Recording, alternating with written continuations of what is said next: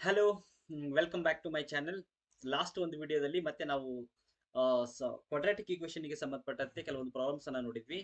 ಇವತ್ತು ಮತ್ತೆ ಬೇರೆ ಪ್ರಾಬ್ಲಮ್ಸ್ ಅನ್ನ ತಗೊಂಡ್ಬಂದಿದ್ದೀನಿ, ಎಸ್ಪೆಷಲಿ ಏಜ್ ರಿಲೇಟೆಡ್ ಪ್ರಾಬ್ಲಮ್ಸ್ ಅನ್ನ ತಗೊಂಡ್ಬಂದಿದ್ದೀನಿ. ಸೊ ಇಲ್ಲೊಂದು ಪ್ರಾಬ್ಲಮ್ ಇದೆ. The sum of the reciprocals age of the person in years 3 years ago and is age 5 years from now is 1/3. Find the present age ಅಂತ ಒಂದು question ಇದೆ. Age ಅಂತ ಬಂದಾಗ question ಅನ್ನ ಪೂರ್ತಿಯಾಗಿ ಅರ್ಥ ಮಾಡಿಕೊಂಡು ನೀವು ಡಾಟಾವನ್ನ ಬರ್ಕೋಬೇಕಿಲ್ಲಿ. ಒಬ್ಬ ಪರ್ಸನ್ ಇದ್ದಾನೆ, ಆ ಪರ್ಸನ್ ಅನ್ನ ಸಮ್ ಏಜ್ ಗಳನ್ನ ಕ್ಯಾಲ್ಕುಲೇಟ್ ಮಾಡಿದ್ದಾರೆ.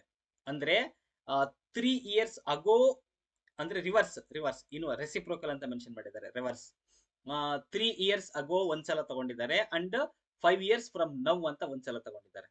ಅವೆರಡನ್ನು ಆಡ್ ಮಾಡಿದ್ದಾರೆ. ಫಾರ್ ಎಕ್ಸಾಂಪಲ್, ನನ್ನ ಏಜ್ 30 years ಅಂತ ಅನ್ನೋದಾದ್ರೆ 3 years ಅಗೋ ಅಂತಂದ್ರೆ 27 ಆಗುತ್ತೆ. ಅಂದ್ರೆ ರೆಸಿಪ್ರೋಕಲ್ಸ್ ಆಫ್ ಮೈ ಏಜ್ ಅಂತಂದ್ರೆ ಅಂದ್ರೆ 3 years ಅಗೋ ಆ ಟೈಮ್ ನಲ್ಲಿ ಎಷ್ಟಾಗುತ್ತೆ ಅಂದ್ರೆ 27 ಅಲ್ಲ. ಒನ್ ಬೈ ರೆಸಿಪ್ರೋಕಲ್ ಅಂತಂದ್ರೆ 1/27 ಅನ್ನೋದೊಂದಾಗುತ್ತೆ. ಅಂಡ್ 5 years ಫ್ರಮ್ ನೌ, ಇವಾಗ 30 ಇದೆ, ಇಲ್ಲಿಂದ 5 years ಆದ್ಮೇಲೆ ಎಷ್ಟಾಗುತ್ತೆ 35 ಆಗುತ್ತೆ. ಮತ್ತೆ ಅದನ್ನ ರೆಸಿಪ್ರೋಕಲ್ ಮಾಡೋದು ಅಂದ್ರೆ 1/27 ಪ್ಲಸ್ 1/35 1/35 5 years ಫ್ರಮ್ ನೌ ಅಲ್ಲ, ಅಂದ್ರೆ 30 ಇಂದ ಪ್ಲಸ್ ಆಡ್ ಮಾಡ್ತೀವಿ 5ಗೆ. ಸೊ ಅವೆರಡು ಆಡ್ ಮಾಡಿದೆ ಅಂತಂದ್ರೆ ಆನ್ಸರ್ 1/3 ಬರುತ್ತೆ. ಹಂಗಾದ್ರೆ find the present age of that, find the present age ಅಂತ ಕೇಳಿದ್ದಾರೆ. ಸೊ ಇದನ್ನ ನಾವು ಒಂದು ಎಕ್ಸಾಂಪಲ್ ಅನ್ನ ತಗೊಂಡು ಹೇಳಿದೀನಿ ನಿಮಗೆ. ನನ್ನ ಏಜ್ ನಲ್ಲಿ ನನ್ನ ಏಜ್ ಅನ್ನ ತಗೊಂಡು ಒಂದು ಎಕ್ಸಾಂಪಲ್ ಅನ್ನ ಹೇಳಿದ್ದೀನಿ.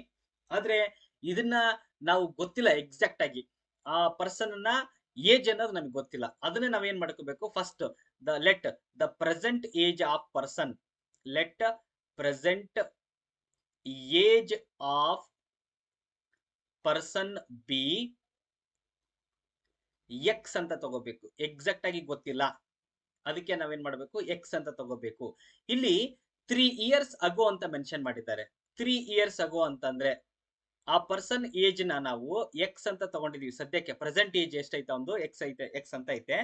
3 years ಅಗೋ ಅಂತಂದ್ರೆ 3 ವರ್ಷದ ಹಿಂದೆ ಏನಾಗುತ್ತೆ ಅಂತಂದ್ರೆ ಅದನ್ನ ಮೈನಸ್ ಮಾಡ್ತೀವಿ. ಫಾರ್ ಎಕ್ಸಾಂಪಲ್ 30 ಇತ್ತು ಅಂತಂದ್ರೆ ಇಲ್ಲಿ 27 ಬರ್ತತಿ. ಯಾಕೆ 27 ಬರ್ತತಿ ಅಂದ್ರೆ 30 ನಲ್ಲಿ -3 ಸಬ್ಟ್ರಾಕ್ಷನ್ ಮಾಡ್ತೀವಿ. 3 years ಅಗೋ ಅಂತಂದ್ರೆ 3 ವರ್ಷದ ಹಿಂದೆ 3 years ಅಗೋ.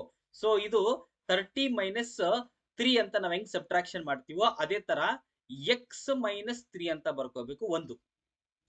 ಇನ್ನೊಂದು, ಈ ಪ್ರೆಸೆಂಟ್ ಏಜ್ ನಿಂದ is age 5 years from now, ಇಲ್ಲಿಂದ 5 ವರ್ಷ ಆದ್ಮೇಲೆ ಅಂತಂದ್ರೆ 5 years from now. Present age ಇವಾಗ ಎಕ್ಸ್ ಇದೆ. From now 5 years from now ಅಂತಂದ್ರೆ ಎಷ್ಟಾಗುತ್ತೆ? ಫಾರ್ ಎಕ್ಸಾಂಪಲ್ 30 ಐತೆ ಅಂತ ಅನ್ಕೊಳ್ಳೋಣ. ಪ್ರೆಸೆಂಟ್ ಏಜ್ 5 years ಆದ್ಮೇಲೆ ಎಷ್ಟಾಗುತ್ತೆ? 35 ಆಗುತ್ತೆ. 35 ಹೆಂಗ್ ಬಂತು? 30ಗೆ +5 ಅನ್ನ ಆಡ್ ಮಾಡಿದೀವಿ. ಇವಾಗ ಪ್ರೆಸೆಂಟ್ ಏಜ್ ನಾವು ಎಕ್ಸ್ ಅಂತ ತಗೊಂಡಿರೋದ್ರಿಂದ 5 years ಆದ್ಮೇಲೆ ಎಷ್ಟಾಗುತ್ತೆ? ಎಕ್ಸ್ +5 ಅಂತ ಬರುತ್ತೆ. ಈಗ ನಾವು ಇದನ್ನ ಏನ್ ಮಾಡಬೇಕು? ಈ ಬಂದಿರತಕ್ಕಂತ ಈ ಒಂದು ಕಂಡೀಷನ್ಸ್ ಅನ್ನ ತಗೊಂಡು, ಅಂದ್ರೆ ರೆಸಿಪ್ರೋಕಲ್ ಮಾಡ್ಕೋಬೇಕು. ರೆಸಿಪ್ರೋಕಲ್ ಇಲ್ಲಿ ಕೇಳಿದ್ದಾರೆ, ಮೆನ್ಷನ್ ಮಾಡಿದ್ದಾರೆ ನೋಡ್ರಿ ಇಲ್ಲಿ. The sum of reciprocals of the age 3 years ago and is age 5 years from now is ಅಂತ ಕೇಳಿದ್ದಾರೆ. ಅಂದ್ರೆ 1 reciprocal of this 3 years ago ಅಂತಂದ್ರೆ 1/x - 3 ಅಂತ. ಇನ್ನೊಂದು 5 years ಫ್ರಮ್ ನೌ ಅಂತಂದ್ರೆ ಅದನ್ನು ರೆಸಿಪ್ರೋಕಲ್ ಮಾಡಿದ್ರೆ 1/x+5 ಅಂತ ಅರ್ಥ. ಇದನ್ನೇನ್ ಮಾಡ್ಬೇಕು? ಸಮ್ ಮಾಡಬೇಕು, ಸಮ್ ಆಡ್ ಮಾಡಬೇಕು, ಪ್ಲಸ್ ಅಂತ ಬರೀತೀವಿ. ಈ ರೆಸಿಪ್ರೋಕಲ್ಸ್ ಗಳು ಇದಾವಲ್ಲ, ಇವು 3 years ಅಗೋ ಮತ್ತೆ 5 years ಫ್ರಮ್ ನೌ ಅಂತ ಇದೆಯಲ್ಲ, ಈ ರೆಸಿಪ್ರೋಕಲ್ಸ್ ಗಳನ್ನ ಆಡ್ ಮಾಡಿದ್ರೆ ಆನ್ಸರ್ ಎಷ್ಟು ಬರುತ್ತೆ ಅಂತಂದ್ರೆ ದಿಸ್ ಈಸ್ 1/3 ಅಂತ ಕ್ವಶನ್ ಅನ್ನ ಕೊಟ್ಟಿದ್ದಾರೆ.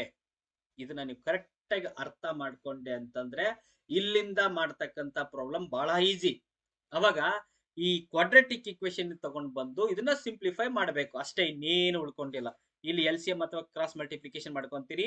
ಎಕ್ಸ್ +5 ಅಂತ ಬರ್ತತಿ, +1 ಇಂಟು x-3 ಅಂತಂದ್ರೆ x-3 ಬರ್ತತಿ, ಡಿವೈಡೆಡ್ ಬೈ ಇದನ್ನ ಬೈನಾಮಿಯಲ್ ಇಂದ ಬೈನಾಮಿಯಲ್ ಗೆ ಮಲ್ಟಿಪ್ಲೈ ಮಾಡಿದ್ರೆ ನಾನು ಡೈರೆಕ್ಟ್ ಬರೀತೀನಿ.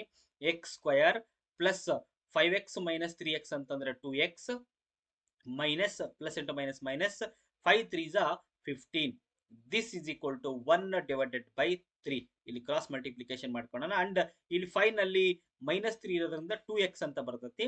ಆ 2x ಇಲ್ಲಿ 2x ಪ್ಲಸ್ x ಅಂತಂದ್ರೆ ಆಡ್ ಮಾಡಿದ್ರೆ 2x ಅಂತ ಬರ್ತತಿ.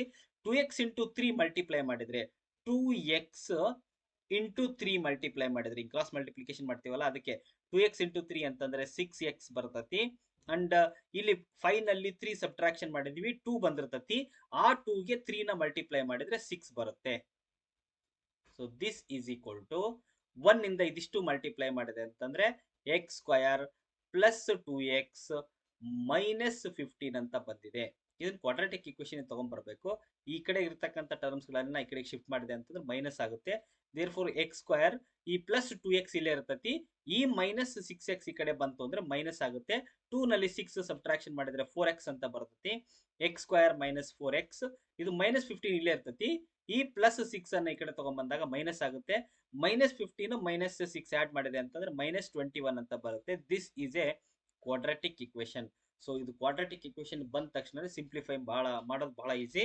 First number last number multiplication ಮಾಡ್ಕೊಂಡೆ ಅಂತಂದ್ರೆ 21 ಬರ್ತತಿ. -21 ಅನ್ನೋದು ಯಾವ ಟೇಬಲ್ ನಾಗ ಹೋಗತ್ತೆ ಅಂದ್ರೆ 7 3s ಅಲ್ಲಿ ಹೋಗುತ್ತೆ. 7 ಮತ್ತೆ 7 ನಲ್ಲಿ 3 ಸಬ್ಟ್ರಾಕ್ಷನ್ ಮಾಡಿದ್ರೆ 4 ಬರ್ತತಿ. ಅಂಡ್ 7 ಗೆ 3 ಮಲ್ಟಿಪ್ಲೈ ಮಾಡಿದ್ರೆ 21 ಬರುತ್ತೆ. ದೇರ್ ಫೋರ್ ಎಕ್ಸ್ ಸ್ಕ್ವಯರ್ ಇಲ್ಲಿ ಮೈನಸ್ ಅಂತ ಬಿಗ್ಗೆಸ್ಟ್ ಇರೋದ್ರಿಂದ ಮೈನಸ್ ಬಿಗ್ಗೆಸ್ಟ್ ಇರತಕ್ಕಂಥ ನಂಬರ್ಗೆ ಮೈನಸ್ ಹಾಕ್ಬೇಕು. ಇನ್ನೊಂದು ಏನಾಗುತ್ತೆ ಪ್ಲಸ್ ಆಗುತ್ತೆ. -7x ನಲ್ಲಿ ಪ್ಲಸ್ 3x ಸಬ್ಟ್ರಾಕ್ಷನ್ ಮಾಡಿದ್ರೆ -4x ಬರ್ತತಿ. And minus into plus minus 7 3s 21.